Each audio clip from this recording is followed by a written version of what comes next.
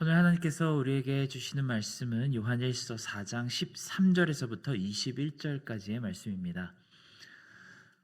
요한일서 4장 13절에서부터 21절까지의 말씀을 저와 여러분이 한 절씩 교독하시고 마지막 21절을 함께 읽겠습니다. 그의 성령을 우리에게 주심으로 우리가 그 안에 거하고 그가 우리 안에 거하시는 줄을 아느니라. 아버지가 아들을 세상의 구주로 보내신 것을 우리가 보았고 또 증언하노니 누구든지 예수를 하나님의 아들이라 시인하면 하나님이 그의 안에 거하시고 그도 하나님 안에 거하느니라. 하나님이 우리를 사랑하시는 사랑을 우리가 알고 믿었노니 하나님은 사랑이시라. 사랑 안에 거하는 자는 하나님 안에 거하고 하나님도 그의 안에 거하시느니라. 이로써 사랑이 우리에게 온전히 이루어진 것은 우리로 심판날의 담대함을 가지게 하려 함이니 주께서 그러하심과 같이 우리도 이 세상에서 그러하니라. 사랑 안에 두려움이 없고 온전한 사랑이 두려움을 내쫓나니 두려움에는 형벌이 있음이라. 두려워하는 자는 사랑 안에서 온전히 이루지 못하였느니라. 우리가 사랑하면 그가 먼저 우리를 사랑하셨음이라. 누구든지 하나님을 사랑하노라 하고 그 형제를 미워하면 이는 거짓말하는 자니 보는 바 그 형제를 사랑하지 아니하는 자는 보지 못하는 바 하나님을 사랑할 수 없는. 함께 읽겠습니다. 우리가 이 계명을 주께 받았나니 하나님을 사랑하는 자는 또한 그 형제를 사랑할지니라. 아멘. 우리가 읽고 있는 이 요한일서의 저자 사도 요한은 여러 가지 젊었을 때부터 별명이 있었습니다. 예수님이 한때 우레의 아들이라 보아너게라 부르셨을 정도로 욱하는 성질을 가졌던 일화가 있는가 하면 반모섬에 유배에 가 있는 동안 하나님의 계시 앞에 겸손하게 무릎을 꿇는 모습도 성경에는 등장합니다. 그런 사도 요한이 예수님을 보면서 항상 표현하는 감정은 바로 사랑이었습니다. 요한복음에 보면 요한 사도 스스로를 간혹 주님께서 사랑하시던 제자라고 스스로를 호칭하는 것을 볼 수 있고요. 그래서인지 많은 기독교 성화에 보면은 요한 사도는 주로 예수님의 품에 안겨 있거나 기대어 있는 작은 소년처럼 나타나는 모습이 자주 등장합니다. 많은 제자들이 예수님을 보았을 때 각각 다양한 여러 가지 면모를 보았을 것입니다. 폭풍도 잠재우시고 귀신도 내쫓는 위대한 전능자의 아들을 보았던 제자도 있고 뛰어난 신적인 지혜로 많은 바리새인들과 서기관의 가르침을 대적하는 모습을 보았던 그런 제자도 있습니다. 마태의 경우에는 예수님을 하나님이 보내신 왕으로 묘사했고 마가는 그를 여호와의 종이라고 묘사했습니다.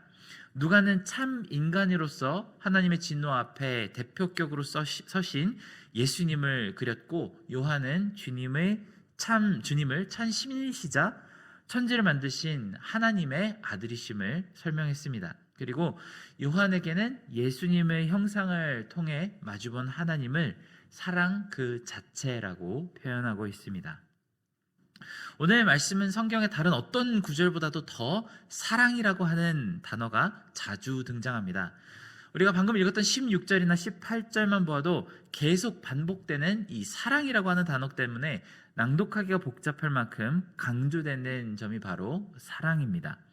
그만큼 사도 요한이 발견한 하나님의 가장 빛나고 영광스러운 성품은 도저히 우리가 이해하거나 마주보기도 힘들 만큼 거대한 사랑입니다.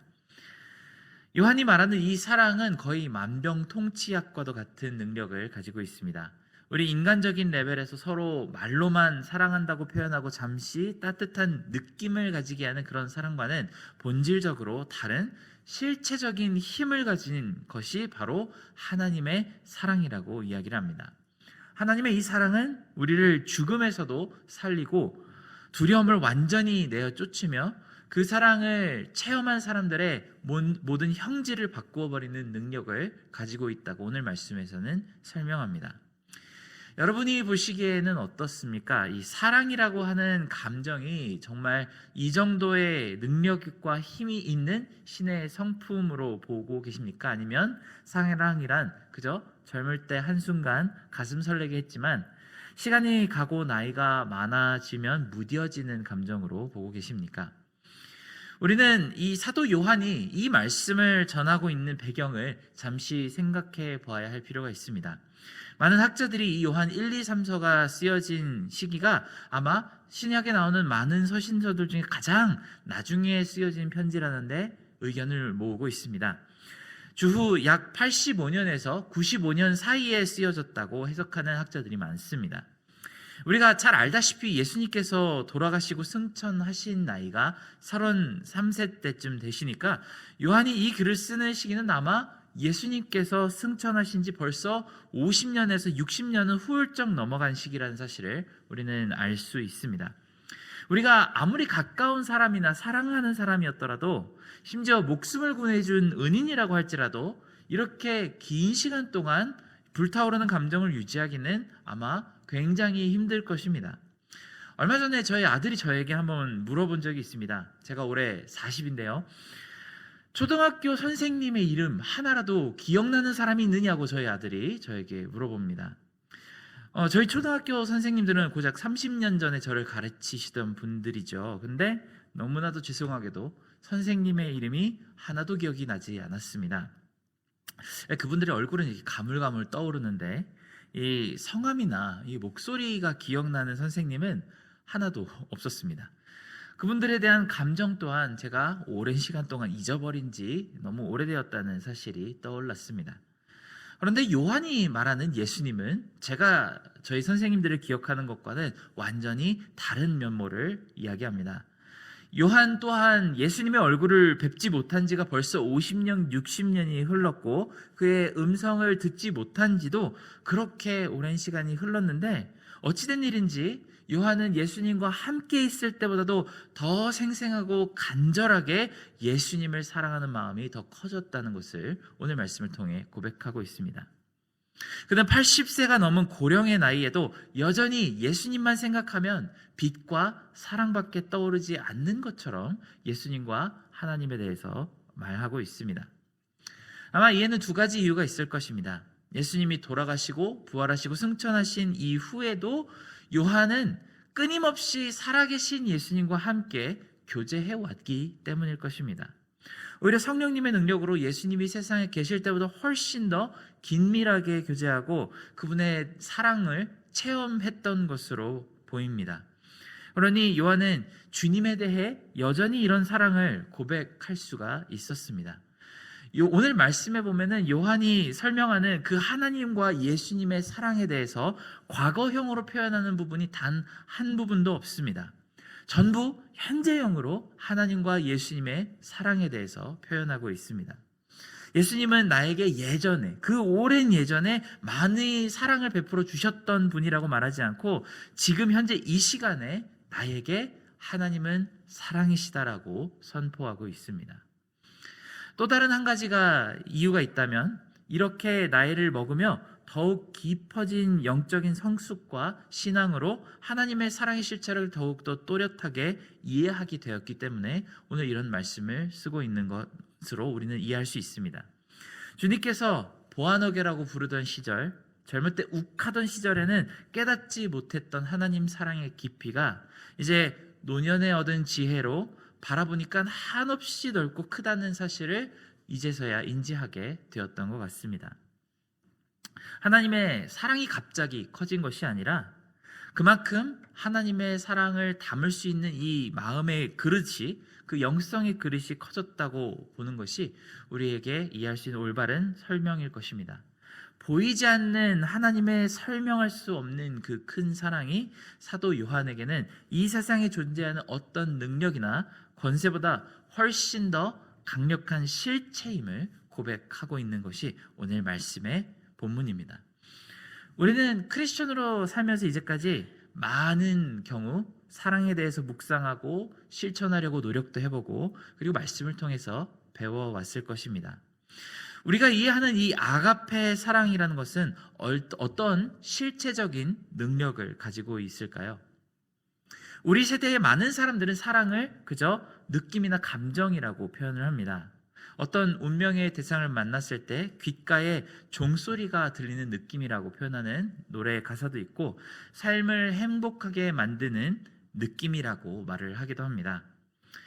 아마 조금 더 나이가 있으신 분들에게 사랑이 뭐냐고 물어본다면 아마 대부분은 자기의 배우자나 가족들을 떠올리며 한숨 푹 쉬면서 책임감이라고 말할 수도 있을 것 같습니다. 마음에 안 드는 것 투성이에 못마땅한 것이 참 많지만 그래도 어쩔 수 없이 팔자라고 받아들이며 보듬고 가는 것이 바로 이 사랑이라고 이야기할 수도 있습니다. 저희 청년부 부원들에게 많은 분들이 이렇게 이야기하는 것을 들었습니다. 사랑이란 젊을 때 잠시 감정뿐이고 나중에는 책임감 때문에 살게 된다고 하시는 말씀들을 가끔 들었습니다.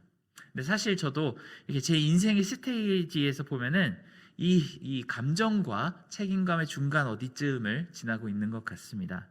이 사랑이란 느낌과 책임감의 영역이 같이 동시에 느껴지곤 합니다. 그런데 요한 사도가 말하는 하나님 사랑은 우리가 일반적으로 말하는 이 사랑의 개념과는 완전히 다른 새로운 종류의 사랑에 대해서 이야기합니다. 이 사랑은 첫 번째로 모든 종류의 두려움을 내쫓는 실제적인 힘이라고 설명합니다. 우리 앞에 아무리 힘들고 어려운 일, 우리를 항상 무너뜨리는 유혹이나 걱정이 있더라도 이것을 전부 무너뜨릴 수 있는 것이, 물리치는 것이 바로 하나님 사랑의 힘이라고 설명합니다. 심지어는 하나님의 사랑은 우리 안에 있는 죄와 심판에 대한 공포감마저도 무너뜨리고 있다고 이야기합니다. 쉽게 말해서 이 사랑을 굳건히 품고만 있다면 우리는 절대 아무것도 두려워할 것이 없다는 주장을 하고 있습니다. 이 부분에 대해서는 제가 아무리 잘 고민을 해봐도 사도 바울이 로마서 8장에 설명한 것보다 더 자세하게 잘 설명할 길이 없는 것 같습니다. 로마서 8장 31절에서 39절에 바울은 이 사랑에 대해 이렇게 설명합니다. 그런즉 이 일에 대하여 우리가 무슨 말을 하리요? 만일 하나님이 우리를 위하시면 누가 우리를 대적하리요? 자기 아들을 아끼지 아니하시고 우리 모든 사람들을 위하여 내주시니가 어찌 그 아들과 함께 모든 것을 우리에게 주시지 아니하겠느냐? 누가 능히 하나님께서 택하신 자들을 고발하리요? 의롭다 하시니는 하나님이시니 누가 정죄하리요? 죽으실 뿐 아니라 다시 살아나신 이는 그리스도 예수시니 그는 하나님 우편에 계신 자여 우리를 위하여 간구하시는 자니라. 누가 우리를 그리스도의 사랑에서 끊으리요? 환난이냐 곤고나 박해나 기근이나 적신이나 위험이나 칼이랴. 기록된 바 우리가 종일 주를 위하여 죽임을 당하게 되며 도살당할 양같이 여김을 받았나이다 함과 같으니라. 그러나 이 모든 일에 우리를 사랑하시는 이로 말미암아 우리가 넉넉히 이기느니라. 내가 확신하노니 사망이나 생명이나 천사들이나 권세들이나 현재일이나 장래일이나 능력이나 높음이나 깊음이나 다른 어떤 피조물이라도 우리를 우리 주 예수 그리스도 안에 있는 하나님의 사랑으로부터 끊을 수 없느니라. 성경이 말하는 하나님의 사랑은 그저 따뜻한 감정이 아닙니다. 세상의 그 어떤 것보다 더 강한 능력이자 실체를 가진 힘이라고 우리에게 소개합니다. 정말 이 사랑 가운데 거하는 사람들은 무적에 가까울 것입니다. 세상의 그 어떤 것으로도 꺾을 수 없고 좌절시킬 수 없는 지옥불에 던져놔도 거뜬히 견뎌낼 수 있는 사람이 바로 하나님의 사랑을 깊이 날마다 체험하는 사람입니다. 우리에게 이런 사랑의 체험이 있는지 어떻게 알 수 있을까요? 다시 한번 말하지만 성경이 이야기하는 사랑은 그저 감정이 아닙니다. 하나님께서 나를 사랑하시는 것을 알기 때문에 늘 든든하다고 느끼다가도 어느 순간 갑자기 무슨 일이 생기면 흔들려버리는 마음이 우리가 가지고 있는 하나님 사랑의 전부라면 그것이 하나님 사랑이 내 안에 있다고 확신하며 고백하기가 어려울 것입니다. 사도 요한은 이 하나님 사랑에 대한 아주 명확하고 클리어한 증거 기준 하나를 제시합니다. 하나님의 사랑 안에 거하는 사람들은 그 사랑이 속에서부터 밖으로 흘러나올 수밖에 없다고 얘기합니다. 하나님의 사랑은 우리가 온전히 다 담을 수가 없어서 마치 작은 물잔위에 바닷물을 퍼붓은 것처럼 그 사랑이 밖으로 넘쳐나와 형제를 사랑하는 모습으로 나타날 수밖에 없다고 이야기합니다. 그리고 요한은 20절에 아주 명쾌한 변론을 제시합니다. 보이는 형제도 사랑하지 못하는데 어떻게 보이지 않는 하나님을 사랑할 수 있겠냐고 우리에게 반문합니다. 마치 하나님의 사랑이라는 바다에 푹 잠겨버린 사람은 주변의 모든 사람들에게도 사랑을 베풀 수 있는 사람이 될 수밖에 없다고 이야기합니다.